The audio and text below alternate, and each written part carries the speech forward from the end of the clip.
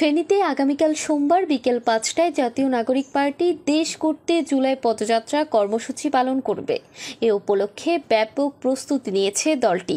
পদযাত্রা সফল করতে জেলা শহর ছাড়া উপজেলাগুলোতে প্রতিদিন লিফলেট বিতরণ ও গণসংযোগ কার্যক্রম চালাচ্ছে এনসিপির নেতাকর্মীরা।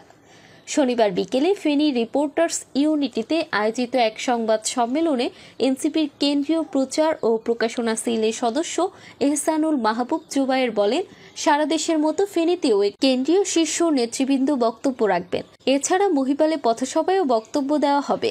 সাধারণ মানুষকে অংশগ্রহণে উৎসাহিত করতে লিফলেট বিতরণ চলছে। তিনি আরও বলেন, যে কোনো পরিস্থিতি মোকাবেলায় এনসিপি প্রস্তুত। প্রশাসনের পক্ষ থেকেও সর্বোচ্চ সহযোগিতার আশ্বাস পাওয়া গেছে। ফেসবুকে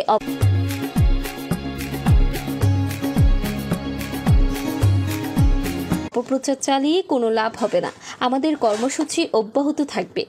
জাতীয় নাগরিক পার্টির কেন্দ্রীয় সংগঠক আজিজুর রহমান রিজভী বলেন, ফেনীর সাম্প্রতিক ভয়াবহ বন্যায় ক্ষতিগ্রস্ত মানুষের পাশে এনসিপি গুরুত্বপূর্ণ ভূমিকা রেখেছে।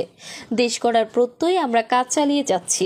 সংবাদ সম্মেলনে জেলা সংগঠক শাহ ওয়ালিউল্লাহ মানিক, আবদুল্লাহ আল জোবায়ের, মোহাইমিন তাজিম, আব্দুল আজিজ সহ অন্যান্য নেতারা উপস্থিত ছিলেন। ফেনীর তালাশ, ফেনী।